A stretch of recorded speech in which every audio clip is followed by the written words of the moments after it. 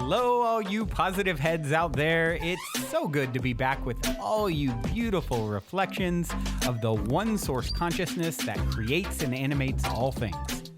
If you're new to this podcast, of course, we are super happy to have you here, and we just ask that you bring an open mind and heart to your listening experience and to be prepared to explore vantage points that I'm convinced will help shift or solidify your current understanding of the ultimate nature of reality in a way that is extremely empowering. Speaking of exploring powerful perspectives, I would like to gift my book, The Golden Key, Modern Alchemy to Unlock Infinite Abundance to you at goldenkey.gift, where you can get the audio or ebook as my gift to you by using the code POSITIVEHEAD at checkout.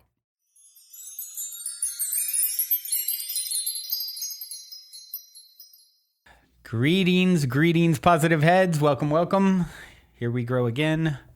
Grateful to be back with you as always and discuss a few things that are running through my little mind, my big heart, my big mind and little heart, big brain. I don't know. Something's happening up there, and I figured I would share it. Seems like the right thing to do. And yeah, so a couple things I've just been pondering the last few days since recording is, well, for one, I this week have decided to do a intermittent fasting for the first time in several years again.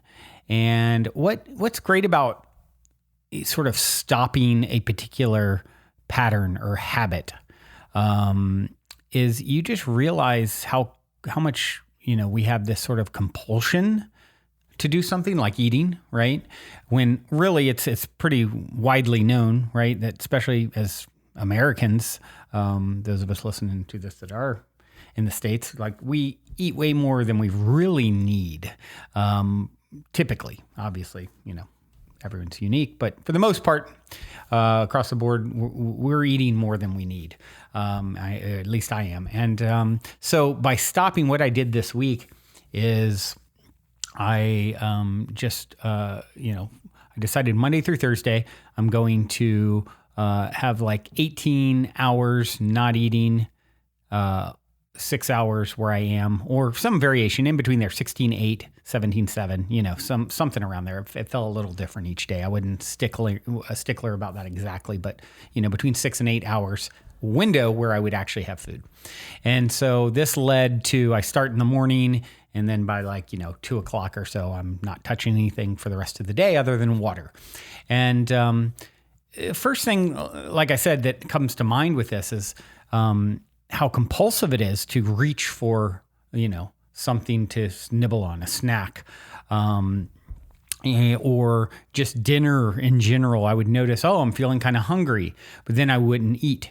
And then that hunger kind of passes and you move through it, and it's like, okay, that was somewhat a compulsion to go and have that food. It's habitual as much as anything. Yes, hunger was there, but what this led to me considering and thinking about, and what I wanted to share here is, what are you doing in your life that is compulsion, that is habitual, and not necessarily the end result of that compulsion or habit is the highest outcome for you.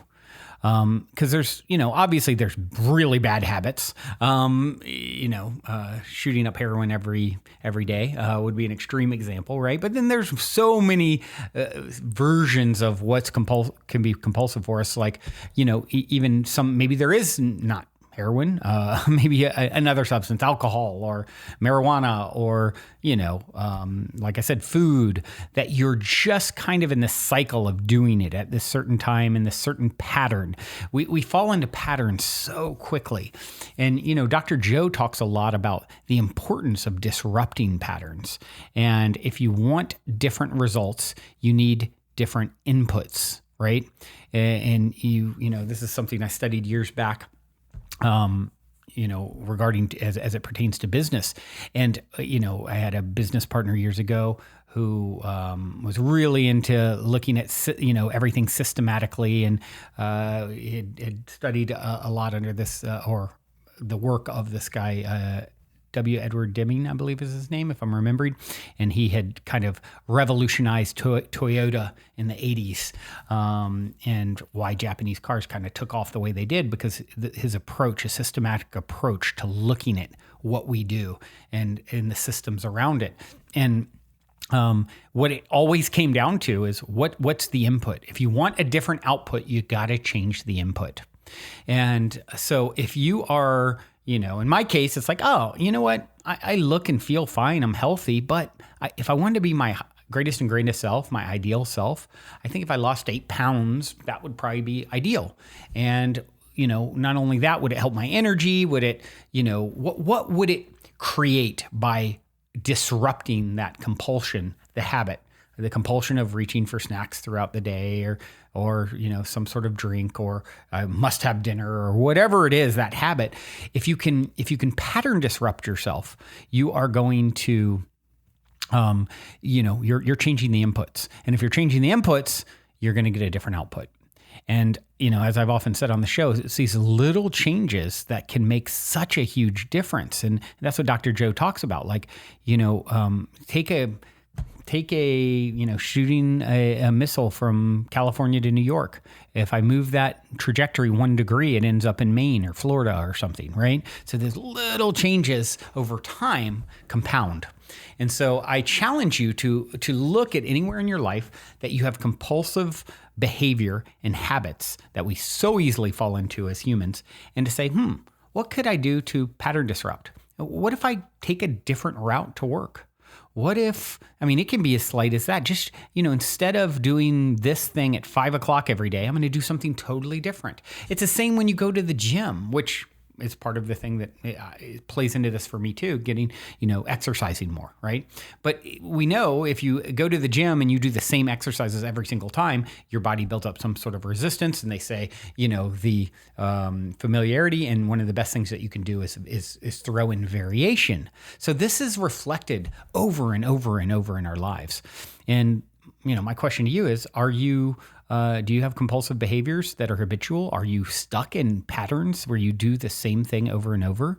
It's that definition of insanity, doing the same thing over and over and expecting different results, right? So how can you change inputs in your life? And little inputs can lead to big shifts.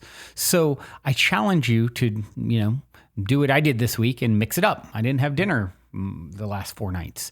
And guess what? It was pretty easy. Having a simple plan of, okay, these are the windows when I'm going to eat, and plan accordingly. Maybe I'm having a bigger lunch, whatever.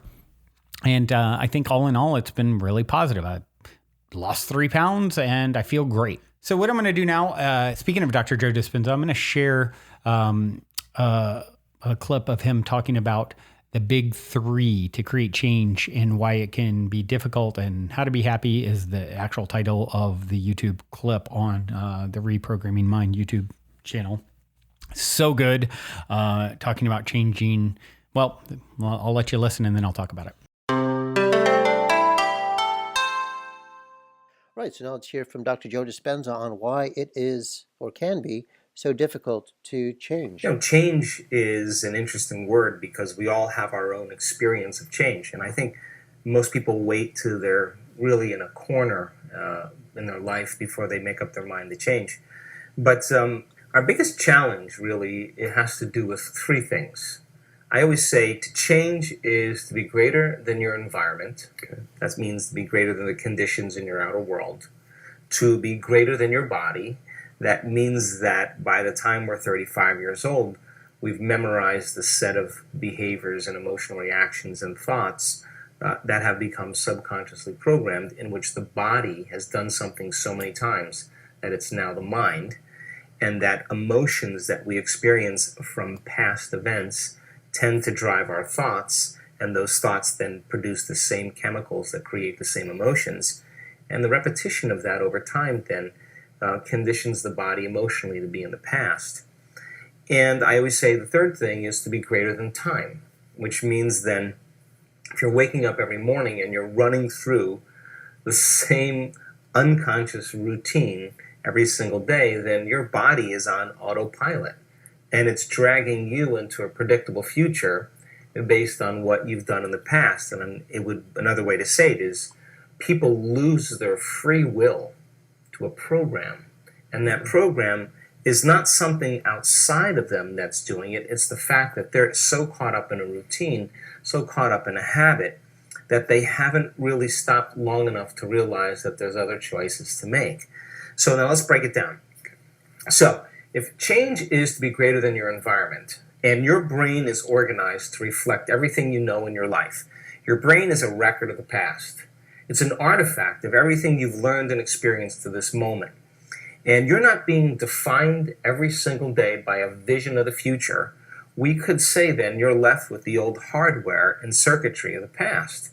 So then when you wake up in the morning and you come back to your senses, and the first thing most people do is they get up and they start their normal routine, when they open their eyes and their senses plug them into the external environment, Nate, as they begin to see the same people and they go to the same places and they interact with the same objects and things in their external environment that are knowns to them, every person, every body, everything, every object, every place has a neurological network in their brain because they've experienced them. It's a memory, and the memories are based on the past.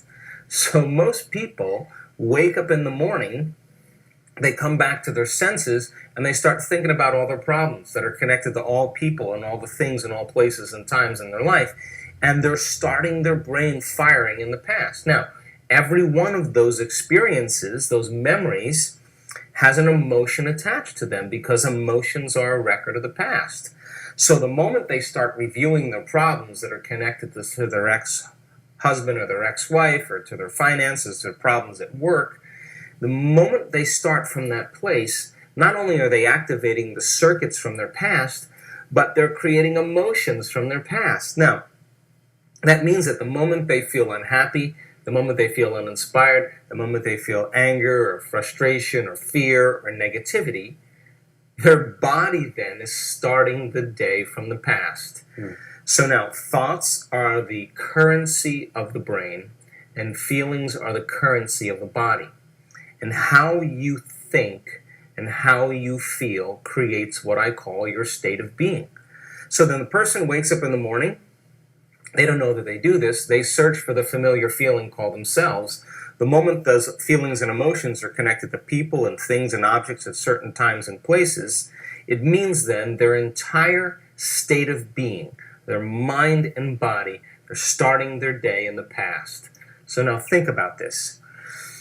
When they wake up in the morning and they start their routine behaviors that are mostly unconscious choices that they're making, and they're seeing certain people and they're going to certain places and they're doing certain things at the exact same time, it's their external environment that's controlling, literally, unconsciously, how they're thinking and feeling. So when they see that person, their neurological network activates in their brain from a memory. That memory produces an emotion and they say, oh, I don't like that person, or I judge that person, or I hate that person. And now they're unconsciously reacting to their environment. Now, what that means then, it's no longer that their personality is creating their personal reality. Now their personal reality is controlling their personality. So it makes sense then that to change then is to be greater than the circumstances in your life, the conditions in your world. Now take this a little further. The moment the person feels guilty, the moment the person feels sad, the moment the person feels pain, and that familiar emotion is connected to some past experience, and those emotions are driving their thoughts. And those thoughts then are turning on certain circuits in the brain that signal another part of their brain for them to feel more sadness, more pain, more frustration, whatever emotion. The moment they feel that emotion inspires more thoughts. And now the repetition of that cycle of thinking and feeling and feeling and thinking conditions the body to subconsciously become the mind. So now the body emotionally is in the past. Now the body is the unconscious mind. It doesn't know the difference between an experience in your life that's creating an emotion and an emotion that you're creating by thought alone. To the body, it's exactly the same. So to that person, their body is believing it's living in the same past experiences that created those emotions 24 hours a day, 7 days a week, 365 days a year. And if they're caught in that loop over and over again, The redundancy of that cycle conditions the body to become the mind emotionally, and the body's literally in the past. So a person can't create a new future if they're addicted to those emotions of the past. So then to change then is to be greater than those habits, to be greater than those emotional addictions. How about time? If you're waking up every morning, you're reaching for your cell phone, you're checking your text, you're checking your Facebook, you're checking your WhatsApp, you're checking your Instagram, you're checking your emails, you're checking the news, you're tweeting, you're twittering, you're doing whatever. You get up, you go to the bathroom, you go get your cup of coffee, you let the dog out, you take a shower, you get dressed, you drive to work the same way, you see the same people, and you do that for 10 or 20 years. It makes sense then. Your body's on autopilot, and you're not in the present moment. You're running a series of programs. Now, just like your cell phone or any computer device that you have, technological device, if you're running a series of programs, you're turning on a lot of different programs, you're going to drain your battery. So then we can take the person's yesterday and set it up and place it on tomorrow. And it's exactly the same. So then teaching a person to get out of that predictable future and familiar past and learning about the present moment, what it means to be greater than time. And when people start to really piece this together and we give them the tools of how to do this, when they get beyond their body, when they get beyond their associations to people and objects and things and places in their external environment, and they're so present that they forget about time, that's the elegant moment where the inner world starts becoming more real than the outer world, and then we start seeing very significant changes in a person's life. And we now know that it's teachable, and we now know that it's possible for people to do.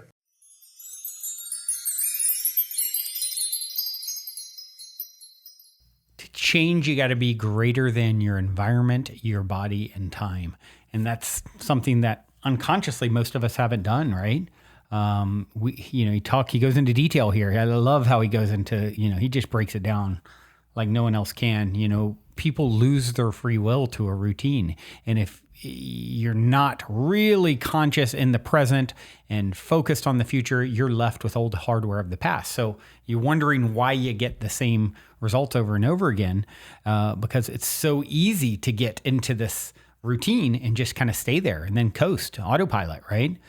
I love how he says thoughts are the currency of the brain, feelings are the currency of the body.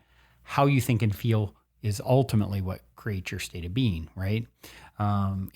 We can all relate to what he talked about here. Most people wake up and they're reviewing old problems. They're, instantly drawing correlations and connections to their world. And a lot of times that involves the challenges and problems, right? And those are the things that are emotionally charged. So they pop right up. And then what are you doing? You're activating old circuits. You're literally sending energy to this, where attention goes, energy flows, right? And you're sending power to these old circuits and drumming up emotions from the past. It's like, oh, let's turn the machine on and let's feed the beast, right? And essentially what's happening when we do that, the external environment is unconsciously controlling us, right?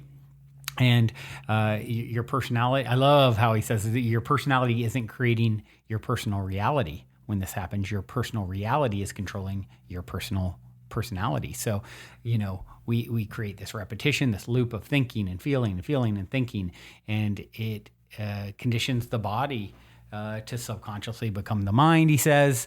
You're now emotionally in the past, and that's essentially becoming the unconscious mind. So profound, so powerful, and we all can relate, right? You can't. How can we create a new future if we're so caught up in the past, addicted in the past? So it is our job. It is our aim. It's what we came here to do, to get beyond the associations to the external environment, and stop.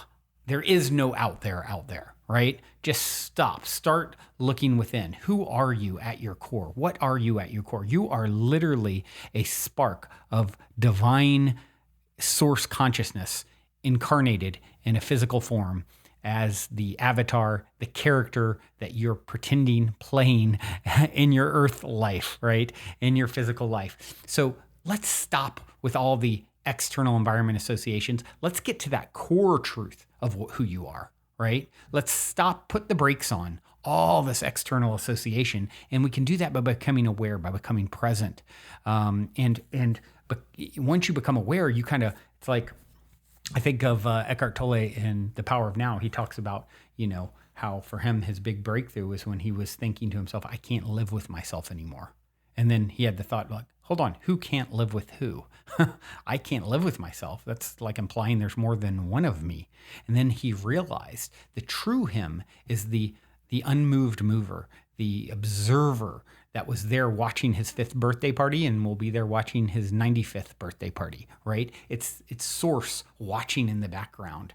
And once he created that separation between the external version, narrative, environment, story of his avatar and the true source of what he was, he became deeply present. And then you move into what Dr. Joe's talking about here. You start to now forget about time because you're so present.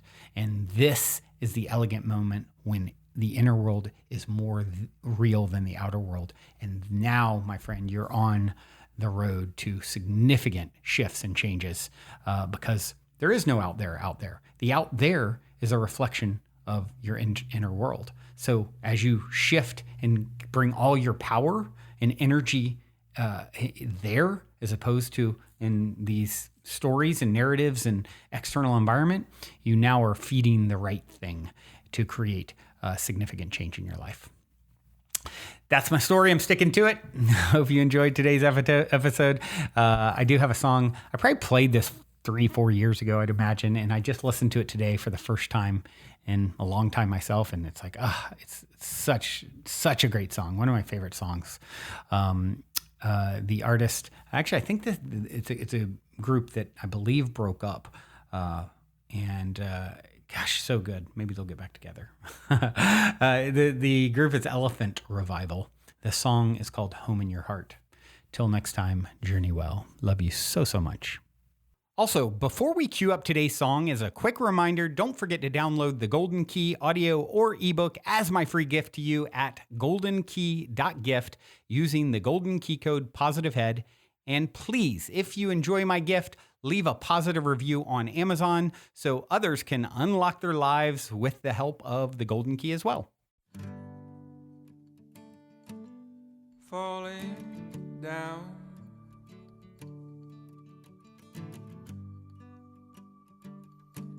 spin me round. No one said this would be easy now, but you gotta keep moving somehow.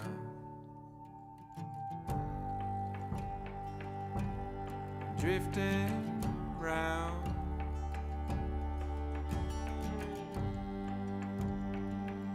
cold river bound. Someone said to me one day, head on down to the waters and stay a while.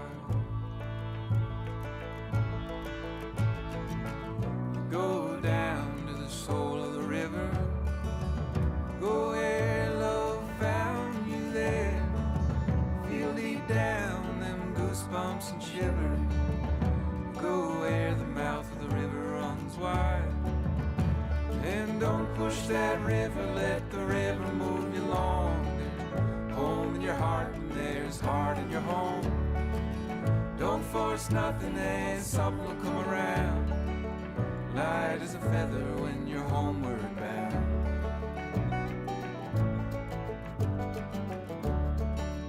You said it's home from the smoke how we rode. You dance along, all your words turn to prose, but do not bear no shameful regret. You set your sails and move full speed ahead. Well, don't push that river, let the river move you along. Home in your heart and there's heart in your home. Don't force nothing and something will come around. Light as a feather when you're homeward bound. light as a feather when you're home.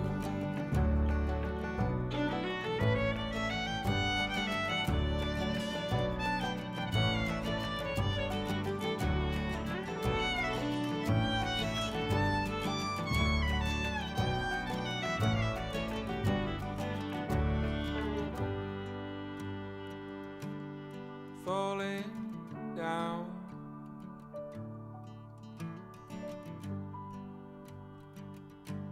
spin me round. No one said this would be easy now,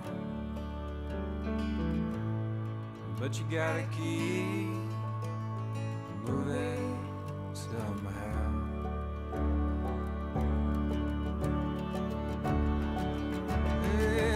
Push that river, let the river move you along. There's home in your heart and there's heart in your home. Don't force nothing and something will come